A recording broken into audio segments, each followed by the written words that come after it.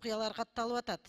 Бирөөсү жанагы окуучу мына бул жакта Нурлан мырза айткандай, жанагы аквапарктагы кайгылуу окуя. Экинчиси МЧСтин прапорщиги түнү менен өзүнүн солдатын сабап өтө оор абалда жатат бүгүн ооруканада.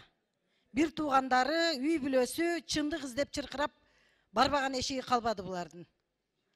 Таптакыр көңүл бурулбай атат. Баланын акыбалы оор. Мына өкмөттүн министрлер кабинетинин иштеп аткан ишине ушинтип эле баа берилет да. Сындайсыңар деп таарынышат.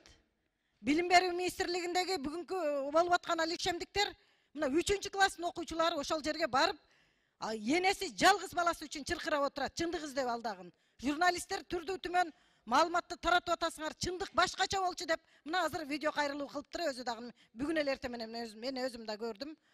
Бул ушул маселелер каралыш керек. Баягы каада көп болуп атат да, эми 2-3 класстын окуучуларынын ата-энесинин мындай коштоосунда барып бир коопсуздугу каралыш керек эле. Энеси айтып атат, 2 саат баланы кучактап ыйлап отурдум, баары таштап кетип калды дейт. Бул эмне деген жоопкерсиздик? Кана мугалимдер, ошол 95-мектептин директору, ошол мектептин мугалимдери алып барган. Жоопкерчиликтен качып аткандыгы көрүнүп турат бул жерде. Анан берки МЧСтин прапорщиги боюнча дагы ушу 2 маселени тыкыр көзөмөлгө алгыла. Бул эмне деген неме? Бул 21-кылымда зөөкүрлөрдүн заманы болуп баратат бул жерде.